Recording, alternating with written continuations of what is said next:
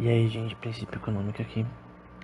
No episódio de hoje a gente vai falar brevemente sobre o uso de cálculo na economia.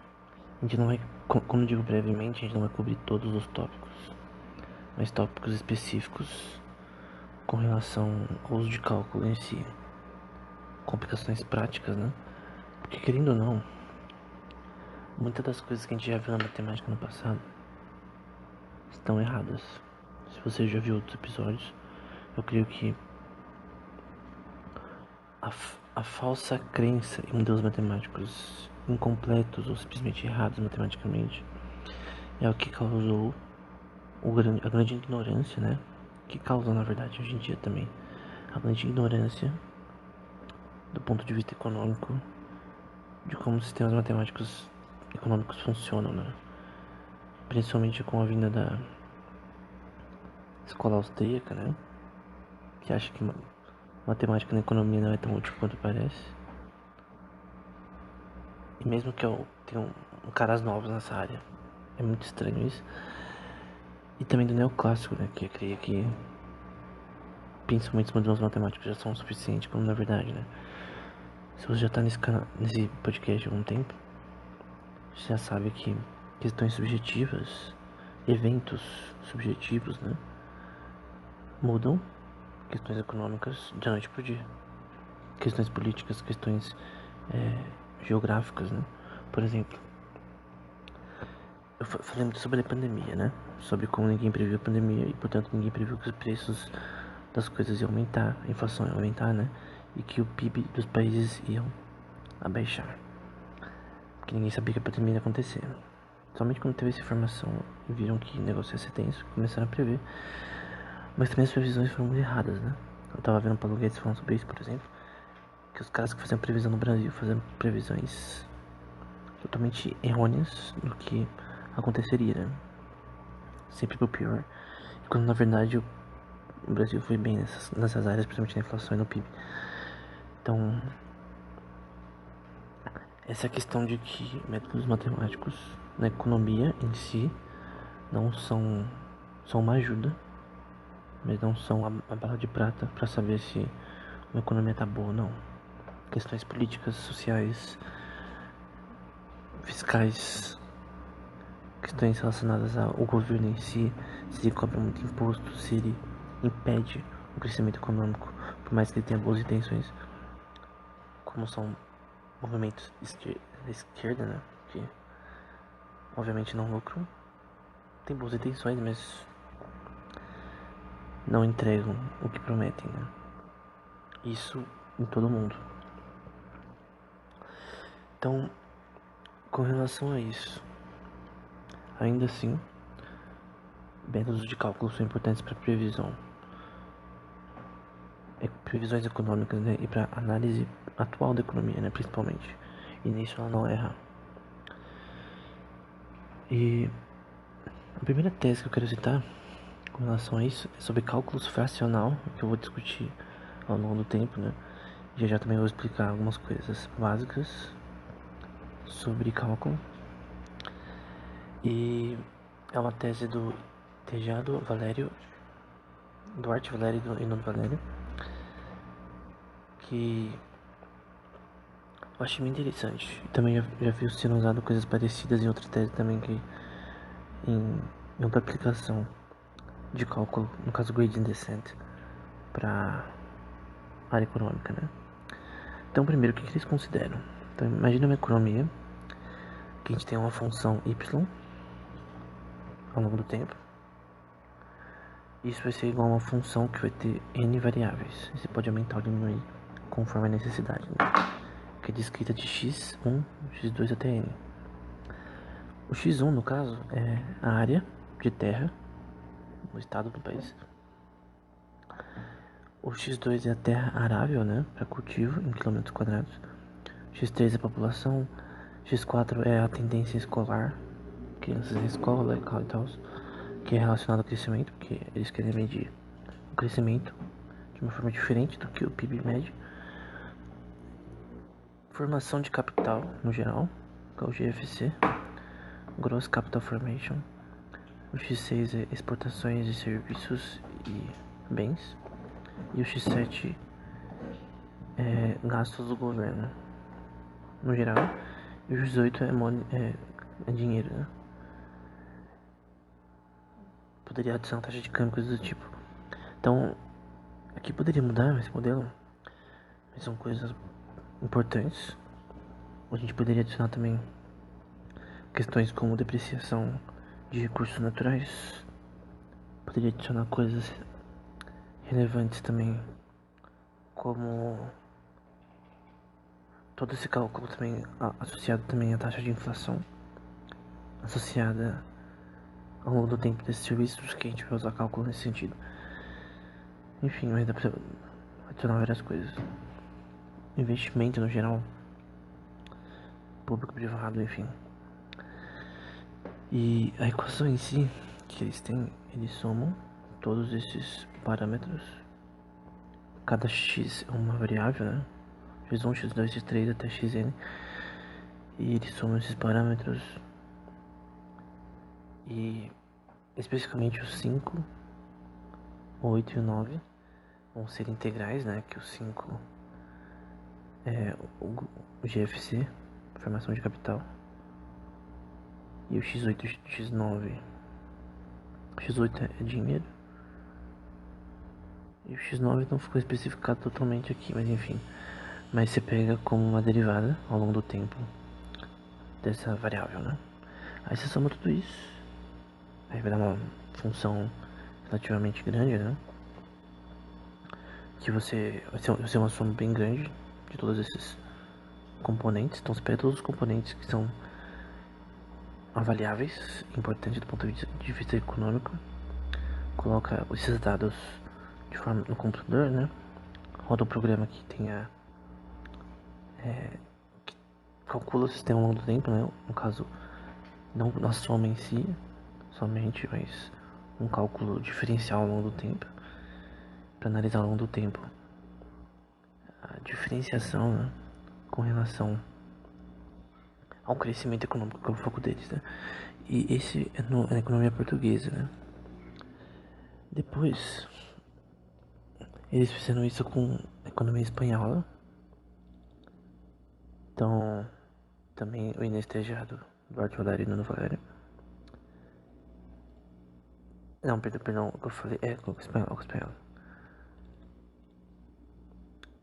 E no caso a técnica foi a mesma. Eles parecem que colocaram menos variáveis, né? Parecia um bípede anterior. Mas basicamente vai ser uma equação de fracionária padrão. Então, basicamente eles vão ter essa mesma diferenciação dessas variáveis para analisar ao longo do tempo esse crescimento econômico do país, né? Então, pensando como uma grande soma, só que ao longo do tempo, né, que tem uma variável temporal ali e consegue captar esses recursos continuamente, né? E uma forma de fazer isso, na minha opinião, como implementa isso na prática, né? Porque obviamente a gente não tem esses dados em tempo real de um país, né? Gastos e coisas do tipo. Primeiro, todos esses dados eles podem ser catalogados. Hoje em dia tudo tá digital, então você pode fazer tudo, catalogar tudo, né? A tendência escolar, a terra arável, a depreciação que eu falei também que é importante, de recursos naturais. Depende de empresas estatais também. E todos os outros elementos que eles falaram, taxa de câmbio, enfim. Até, na verdade, eles até tinham adicionado, né, recursos naturais aqui também. Produtos produzidos, questões externas, enfim. Com relação a importações e exportações. Você tem como pegar isso ao longo do tempo e até dados de inflação. Tem umas teses, várias teses do Cavalo, Alberto Cavalo, na Argentina, né? Pelo MIT. Se bem que eu acho que ele ensina em Harvard, não lembro a universidade que ele tá no momento. Mas Ele pegava os preços de produtos online, fazendo scrapping, né? Data scrapping, data mining, que você é tipo um software que coleta os dados dos sites automaticamente, os dados que ficam dispostos em HTML, né? Então você consegue captar preços e o nome de produtos e tal. Aí você consegue pegar de recursos básicos como arroz, feijão, enfim, óleo. E você consegue analisar a inflação em diversos mercados ao longo do tempo, continuamente, né? Que seria uma integral que você pega o preço dos produtos ao longo do tempo, até o tempo, assim, continuamente, né, no caso. Então, no geral, seria uma forma de analisar essas questões que são relevantes do ponto de vista atrelado ao PIB, né, e ao crescimento econômico, só que de uma forma mais contínua, né. Você não tem que ficar esperando as coisas, você consegue algo em tempo real. Como nós estamos em tempo real, né? Será que nós diminuímos? O que nós diminuímos? Nós diminuímos a produção, importações, enfim. E não só as variáveis fixas, né? Mas todas ao mesmo tempo, né? Você tem um coeficiente que pega todas essas variáveis e no caso seria um coeficiente que seria a derivada de todas essas variáveis dividida uma pela outra, para você ter um coeficiente de 0 até 1 que representa elas. Mas eu creio que seria difícil de visualizar também, né? Mas enfim, essas duas teses são bem importantes. E a forma de aplicar elas na prática para analisar o crescimento econômico em tempo real. Que no caso você tem a questão do cavalo para inflação, né? Mas poderia ser usado digitalizando todos os dados que a gente viu antes em tempo real e analisar essas questões, né? Coisas como terra arável, área do país, enfim, são coisas fixas. População também eles colocam como uma variável. E não é uma coisa que muda de forma tão relevante diariamente. Então, talvez o número de pessoas que trabalham aumenta anualmente, pessoas que chegam à maturidade, né, podem trabalhar. Mas teria que ter um delay de 5, 10 anos para realmente ter mudanças populacionais, né, que mudam realmente a economia. Pessoas que vão para terceira idade, param de trabalhar e recebem dinheiro do governo, ou pessoas que estão novas, né, começaram a trabalhar agora e estão entrando no mercado de trabalho adicionando ao PIB. Então tem coisas que são mais fixas, coisas que são diferenciáveis, né? Com certeza a área do país não é diferenciável, né? É uma coisa fixa. Não tem como você ver isso ao longo do tempo, né? Enfim. Então, nem tudo aqui você consegue ver ao longo do tempo de forma específica, né? A não ser que tenha mudanças geopolíticas. Enfim. Agora vamos ir para outra parte, que é a parte do cálculo em si. O que é cálculo, né? Um breve resumo. O cálculo ele foi diferencial, né? Integral ele foi inventado por Newton e Leibniz de forma independente, os dois. Tem a controvérsia de quem inventou primeiro. Eu creio que foi Newton. Mas a notação melhor que a gente usa hoje é a de Leibniz, né? Então, os dois foram importantes. Na própria princípio matemática a gente vê as questões geométricas de cálculo na prática, né? Que eu acho que faz mais sentido graficamente a dele. O que é cálculo? É você querer analisar a diferença de sistemas ao longo do tempo. A gente chama isso de diferenciação. Então você quer analisar a diferença infinitesimal de sistemas. Você quer analisar a mudança desse sistema ao longo do tempo de uma forma fracionária. Quando eu digo fracionária, é do ponto de vista geométrico, né?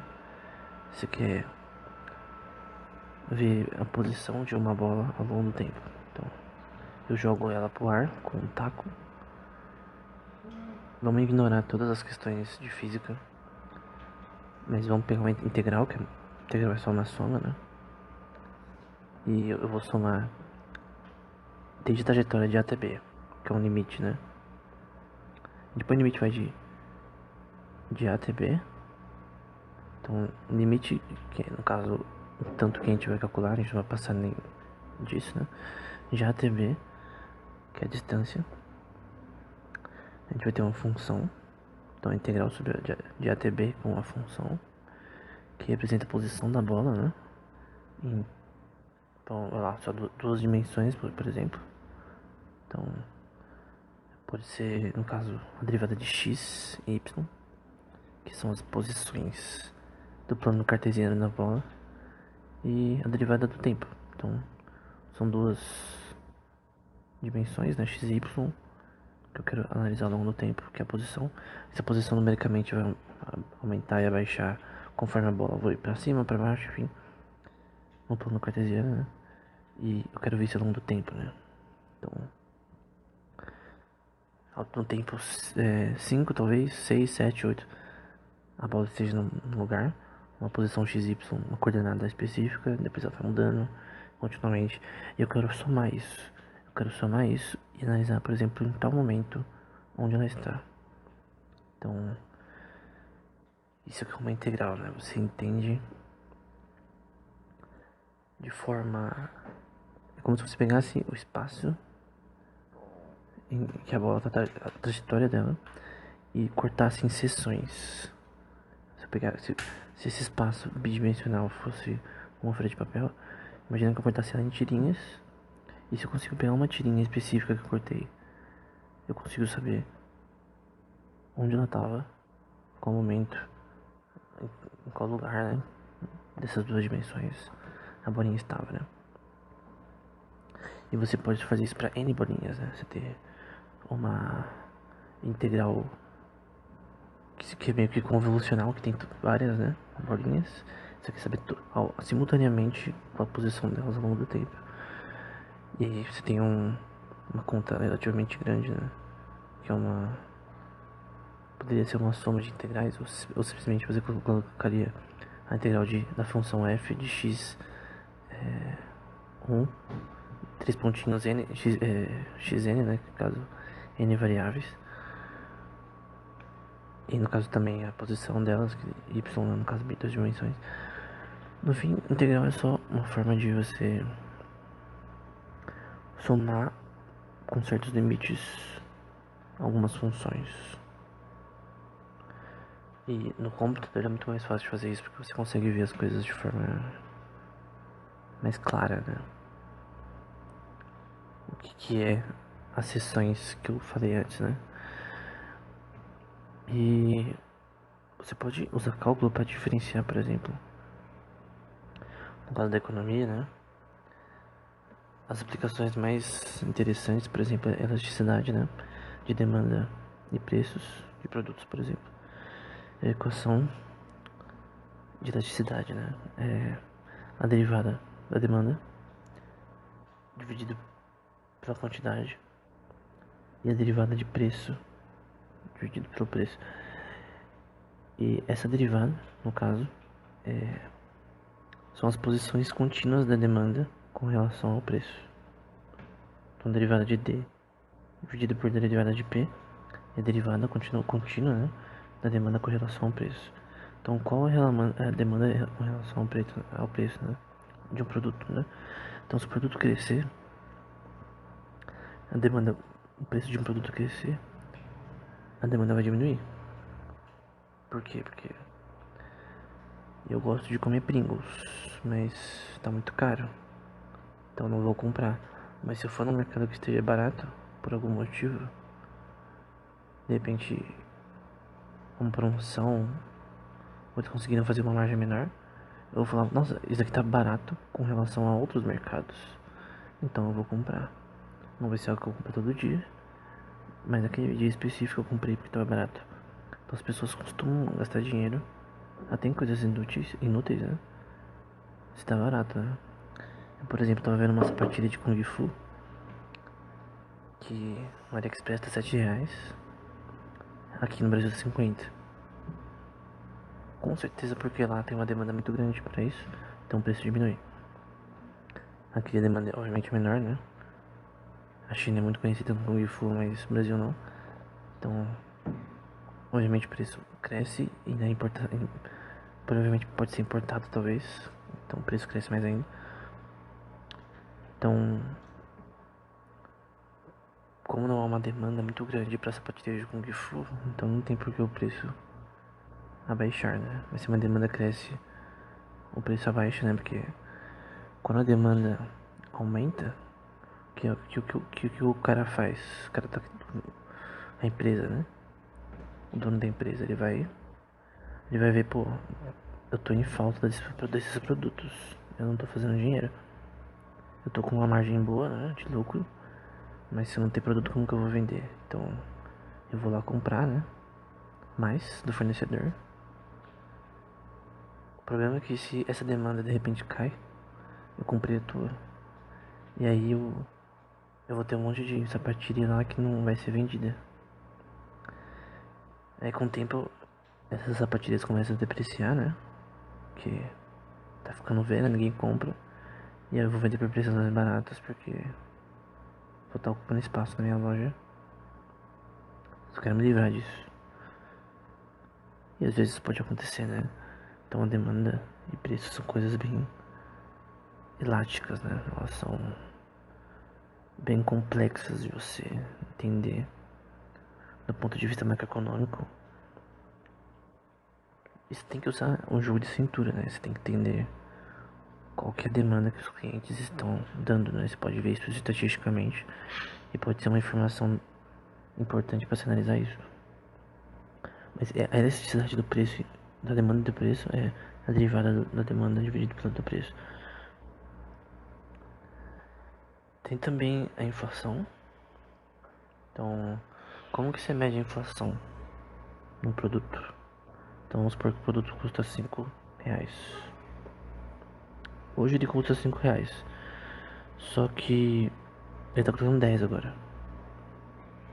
Então, para eu calcular a porcentagem de inflação, eu tenho que fazer o preço atual, que é 10, menos 5, que é o preço anterior, dividido por 5. Então 10, preço atual, menos 5 dá 5, dividido por 5 dá 1. Que no caso de 0 até 1. Lembrando que isso é 100%, né? Porcentagem. Eu divido 1 por 100. Não, perdão, 1 por 100 não. 1 representa 100%.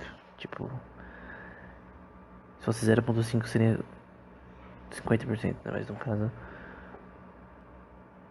era R$5, né? Foi pra 10, é o dobro, né? Então ele aumentou 100% do seu preço. Então a inflação é de 100%. Mas esse preço ele pode variar, não de uma forma absurda direta, né? Embora quando quem trabalha em loja sabe que você vai mudando os preços conforme o seu gerente decidir a margem, né?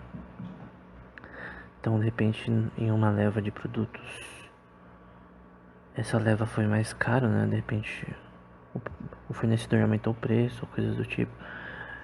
Aí ele tem que aumentar a margem. O que é a margem? É a relação do quanto você compra ou gasta para fazer o produto e por quanto você vende. Então, se você vende um produto, se custa R$7 para fazer e você vende por 14, você está vendendo a 100%. Pra você ter unitário, né? Se unitário você é 50, você vende por 100 também, 100%. Se é 50, se é 100 no caso, né? E você vende por, vamos lá, se é 100 você vende por 1000. Aí o negócio já aumentou, né? Que agora é 1000% de inflação, não é 100% mais, né? Então, quando o preço das coisas sobe, a inflação cresce positivamente. E quando o preço desce, né? Pode ser o inverso. Ela diminui, né? No caso, ela pode ser negativa. que no caso é uma deflação. E você pode calcular isso ao longo do tempo usando derivadas, né? Então você pega a derivada do preço atual ao longo do tempo, menos a derivada do preço anterior, dividido pela derivada do preço anterior. E no caso é uma derivada ao longo do tempo, contínua, né? A única forma de fazer isso é usando o método do cavalo, né? Você pega esses dados usando data mining, né? Em mercados, sites de mercados, coisas do tipo. E uma coisa que você deve pensar, mas esse negócio de inflação, tá? O cavalo ele usa esses dados de produtos vendidos na internet. Mas as pessoas não compram, a maioria das vezes, arroz e feijão na loja, no mercado. E se os preços forem divergentes no mercado pro online? Isso é uma questão que ele fala nos papers dele. E tem um paper só sobre isso, que eu vou deixar na descrição também, que mostra que o preço desses itens específicos, né? No caso, na internet, né? Nos sites das grandes lojas, né? Não das pequenas.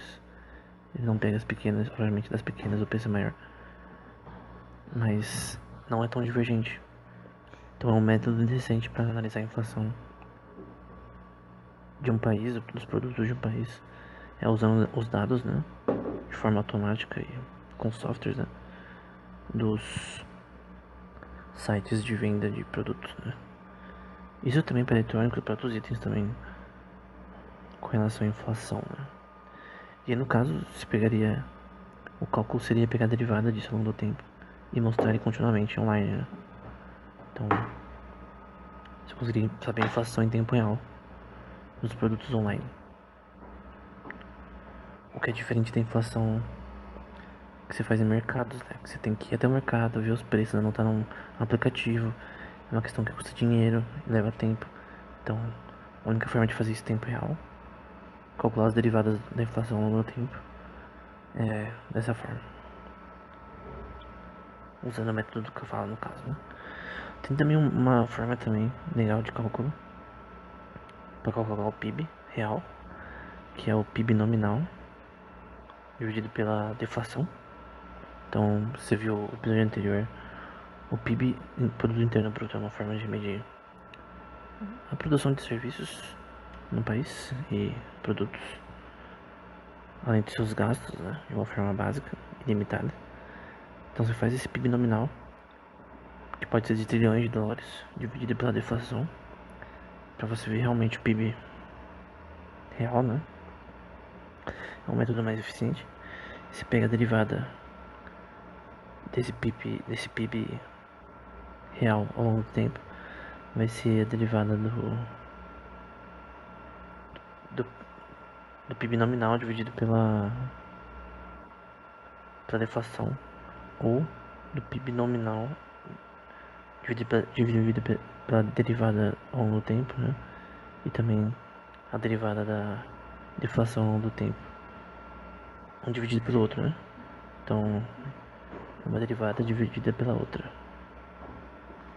que no caso são os preços. Preços não, são o PIB real ao longo do tempo.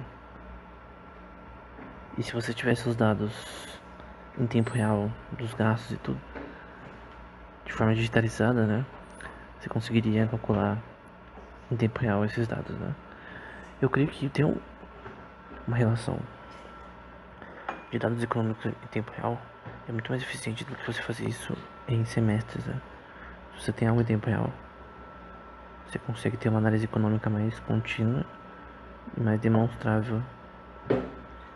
Embora seja uma faca de dois gumes, né? Porque de repente uma semana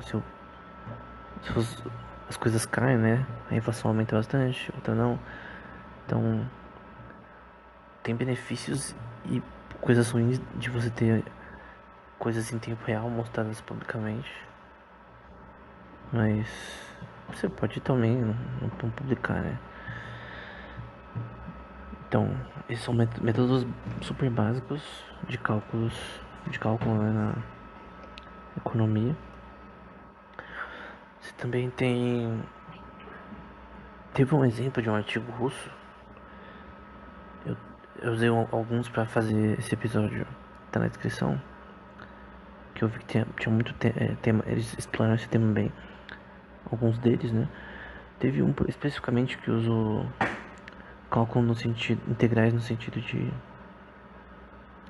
calcular para latas de tinta o volume delas para ver qual seria a forma mais econômica de produzir elas.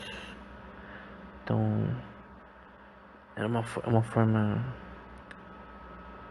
assim mais matemática, né? Mais científica de você escolher qual a melhor forma de produzir economicamente latas de tinta que o seu cliente acha justo pelo preço e que sai em conta para você, né? Achei muito interessante deixar na descrição também. Outra coisa também de uma tese russa é uma das aplicações de cálculo na economia, né? E ele pergunta se o preço cresce 1% de produtos, né? Como isso afetará a demanda se o preço cresce 1% de produtos? Né? Como isso afetará o suprimento? Com relação à inflação, né, também.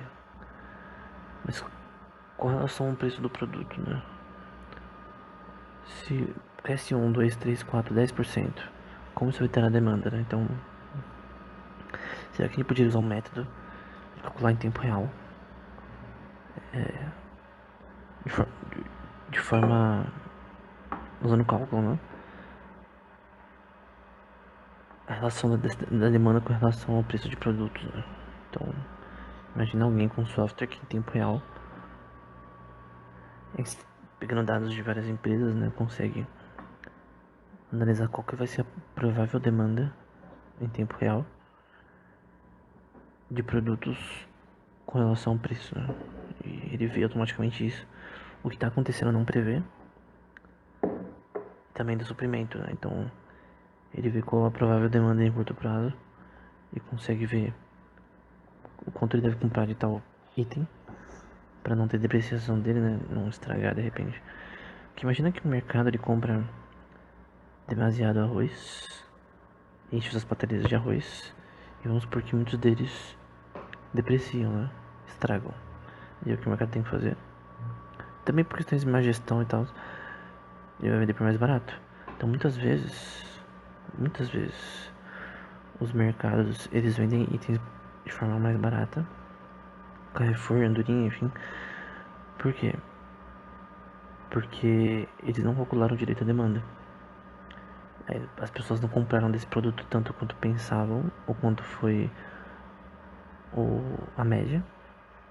Porque usando a média é uma forma bem besta de fazer isso, né? Mas a gente sabe que a média não é sempre o valor geral do quanto a gente tem que comprar. E aí eles vendem por mais barato, né? Por uma margem menor do que eles compraram e perdem dinheiro porque eles não souberam trabalhar com essa logística bem de quantidade e necessidade dos clientes. E também tem a questão, imagina se compra menos. É pior, né? Porque você não vende.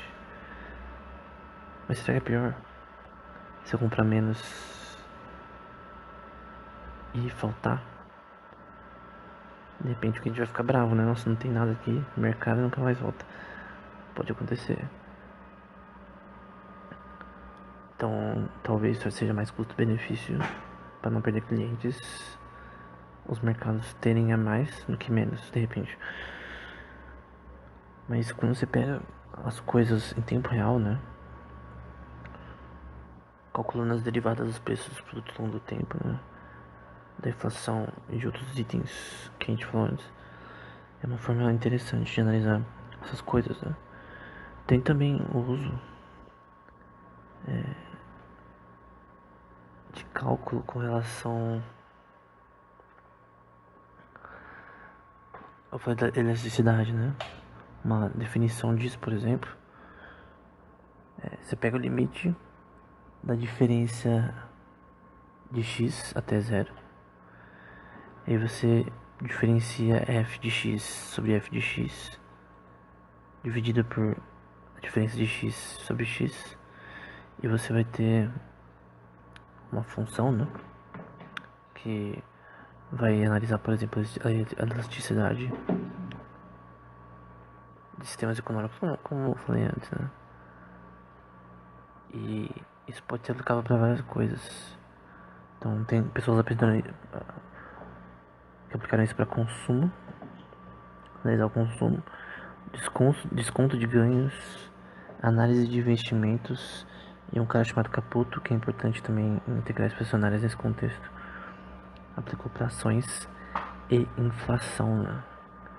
Então, é bem interessante, principalmente tem uma tese específica aqui do, deixa eu ver o nome dele, que é Spirinudova, de, tá a data aqui, tá na descrição, Spirinudova, tese em russo, né?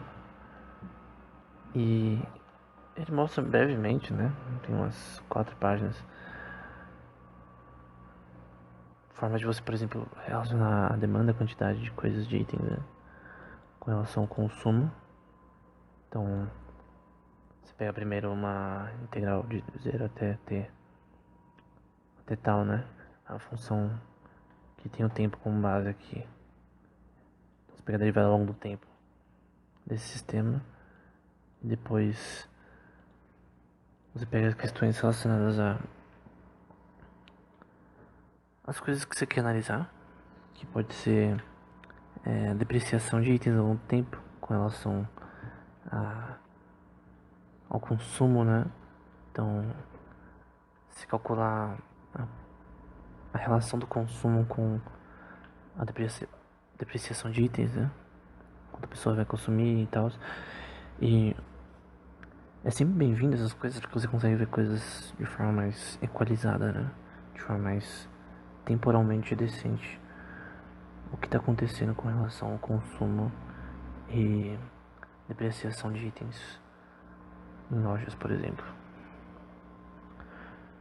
E consegue ver a demanda e preços de coisas em tempo real de uma forma mais legal. Outra questão com relação a isso, que é o uso de cálculo nesse contexto, é o uso de gradient descent, ou descida de gradiente, né? O que é isso? A primeira vez que eu ouvi falar sobre isso foi na inteligência artificial. E é uma base para isso, né? Uma versão primitiva de gradient descent foi backpropagation, que era uma equação usando... esqueci o nome. Não é Markov Chain, acho que é da Markov Chain, não lembro. Não lembro especificamente o nome específico, mas a questão é que era uma forma de você calcular as partes mais baixas de uma função não convexa. E isso é uma forma de optimização de erros dos seus dados, né? Então você consegue optimizar seus erros de uma forma eficiente, e a base da inteligência artificial no momento é assim. Você pode usar esse tipo de coisa como gradient descent e as suas diferentes formas, né, tipos de gradient descent, como por exemplo a gente tem aqui o gradient descent com momentum, também chamado de gradient descent de Nesterov, né, a da grade, a da delta, Eden, Naden, Eden Max, são todas formas, né, de você calcular gradientes de funções não convexas, né, se calcular, minimizar o erro nesse sistema. E minimizando o erro, você consegue atualizar esse sistema. Então, você consegue achar o erro e depois corrigir esses erros nesse sistema. E isso é aplicável para carros autônomos, para questões relacionadas a reconhecimento facial, reconhecimento de objetos, todas as áreas da inteligência artificial, né? Reinforcement learning, que é muito aplicado para jogos, por exemplo, para jogos aprenderem a ganhar de jogadores profissionais, como foi no caso do AlphaGo, AlphaZero, enfim. Você calcula gradientes, você minimiza o erro de funções não convexas acha o erro e corrige ele. Você pode corrigir ele randomicamente, mas você vai minimizando o erro toda hora até você ter uma função que se adequa ao problema, né? Talvez você não entenda como o problema foi resolvido, mas ele é resolvido. Então, inteligência artificial é mais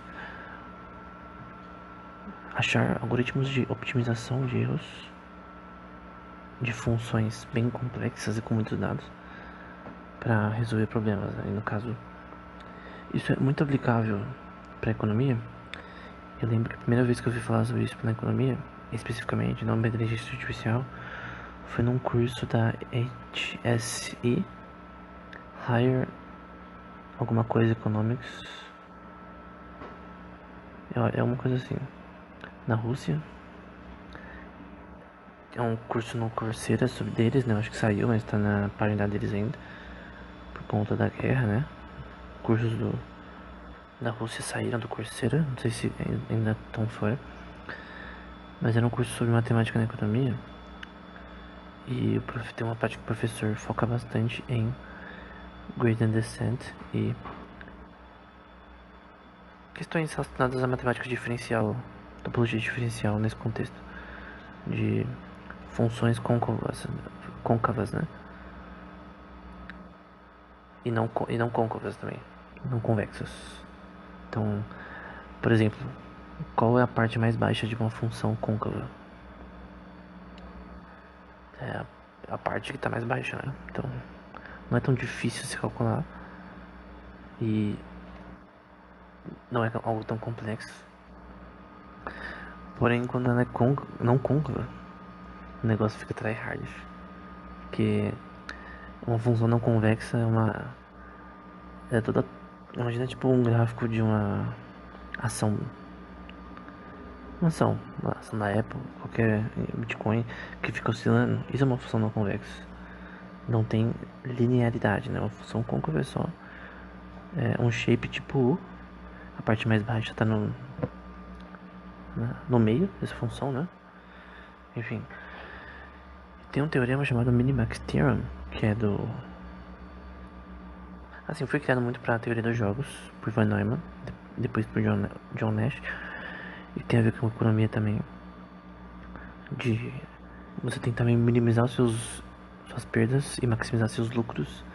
E tentando fazer essas duas coisas, né, minimizar suas perdas e maximizar seus lucros, agentes que fazem isso, né, empresas, enfim, no mundo todo, a gente tende a zero, né,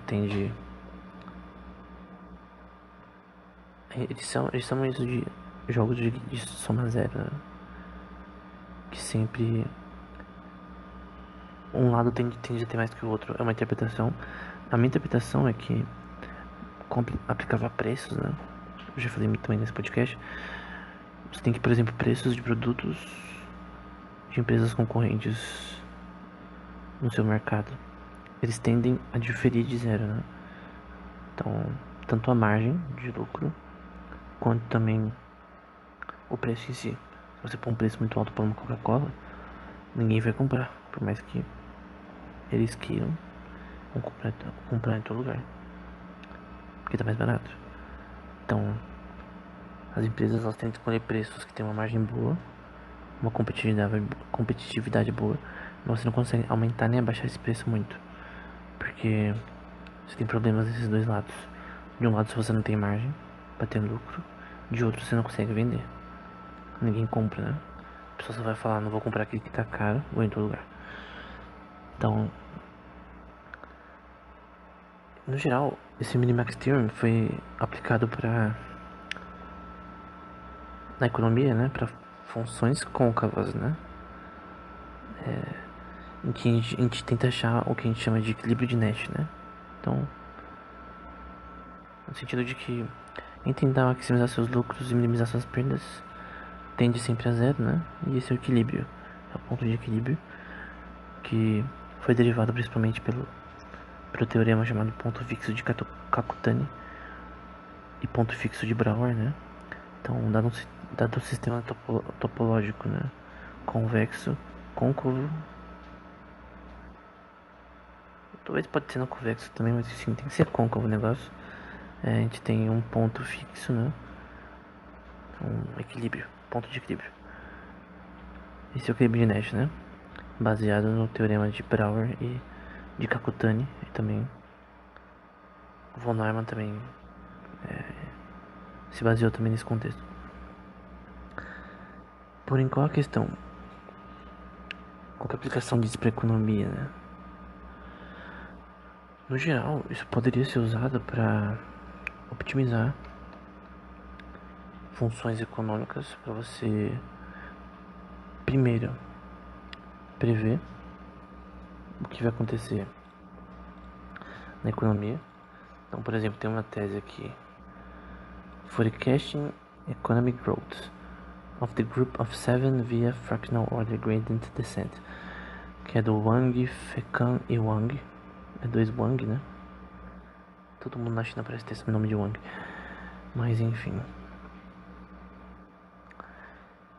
É uma tese de 2021, tá recente. Que eles usam, no caso Gradient Descent, com parâmetros extremamente parecidos com a tese que eu citei no começo dos portugueses lá, tá na descrição. Então, eles colocam coisas como relação de terra arável, tamanho da terra, população, a tendência escolar, coisas relacionadas a dinheiro, exportações, tudo isso em variáveis de x1 até x8. Você poderia pôr mais também. Coisas relacionadas a depreciação de recursos naturais, blá blá blá. E aí eles usam Gradient Descent, a versão estocástica, né, que é o SGD, que é muito conhecida, muito usada. Que no caso você quer achar o ponto mais baixo da sua função não convexa, né? E o estocástico ele tenta achar isso de uma forma meio que randômica, entre aspas, né? Não de uma forma tão linear quanto o Gradient Descent tradicional. E funciona, né? Eu lendo teses sobre o que a gente chama de Machine Learning Theory, né? Que é uma teoria que tenta explicar como realmente a inteligência artificial funciona, né? Por que eu lembro que eu lembro de ler, tipo, o autor falando, a autora, né? Por que Stochastic Gradient Descent funciona? Ninguém sabe. Funciona, então usa aí porque tá funcionando. É assim que funciona na inteligência artificial, né? É uma ciência, mas a gente só taca o negócio ali e funciona e acabou. Explicar por que funciona que negócio é diferente, né? Mas no geral a aplicação deles é para prever o preço futuro, preço não, o valor futuro do PIB, por exemplo, no Canadá, na França, na Alemanha, Itália, Japão, Reino Unido, Estados Unidos e na União Europeia. O Learning Rate, que é a velocidade de aprendizado que eles usaram, foi 0.03. Isso é uma coisa importante. Às vezes tem pessoas que colocam randômico também isso daí. No geral eles conseguiram calcular aí o PIB de diversos países usando somente esses valores como base, né? Então, quais os valores que eles usaram como base? Os dados que são relacionados ao PIB. No caso, o que eu disse anteriormente, né? Que nem o do PIB dos portugueses tá na descrição. Então, no geral, eles queriam também medir o crescimento econômico. É uma forma diferente do método que o Inês Tejado, Duarte Valério e Nuno Valério usaram, que eles usaram um cálculo de uma forma mais simples, né? Só somaram tudo ao longo do tempo e os outros usaram uma função de optimização, né? Para que o sistema aprendesse a entender o crescimento desse sistema, né? Então é bem interessante porque eles usaram para prever aqui. No outro caso eles só queriam saber o que está acontecendo em tempo real, mas esse último artigo que eu citei é, no caso, para prever o futuro, né? Aí tem aquela questão que a gente falou em outro episódio. Mas é possível prever o futuro PIB só com os dados do PIB? Questões políticas, questões sociais, eventos climáticos ou eventos que acabam alterando essas questões. Então, é como eu disse, tudo isso não é uma bala de prata. É só uma forma, é algo útil, é algo interessante, é algo que ajuda, mas não resolve esses problemas de predição em si. Eu posso dizer que nunca vai haver um modelo econômico de predição 100% correto. É muito mais difícil do que outras áreas da probabilidade, porque você precisa de eventos subjetivos. Não tem como. Tá tendo guerra na Rússia. Por que abaixou o preço do gás? Desculpa, aumentou o preço do gás na Europa, nos Estados Unidos, porque a Rússia não tá fornecendo. Os caras ficam metendo sanção. E é isso. É um evento político que obviamente altera o preço de coisas. Então, usando todos esses métodos, você não consegue nunca adicionar essas variáveis políticas para prever o PIB, por exemplo. Esse método nunca iria conseguir prever o PIB de países antes da pandemia acontecer. Porque era muito imprevisível. Então, de novo, métodos matemáticos, especificamente a gente viu aqui só resumo bem assim simples de cálculo na economia. É útil para você ver o que está acontecendo em tempo real, mas para as questões de previsão é outro 500, porque previsão na economia é mais difícil do que em mecânica celestial, mais difícil do que na meteorologia. Tipo, a não ser que você exploda um vulcão, faça alguma coisa muito terrível, o ser humano não vai ter muito tempo, né? Essa é a minha crença. Eu não creio que o ser humano consiga alterar o tempo do mundo, estações e tal. Isso não é possível. Mas alterar a economia, sim, porque os agentes, as variáveis que compõem a economia são pessoas. E questões políticas afetam pessoas e afetam governos dos países e mudam tudo.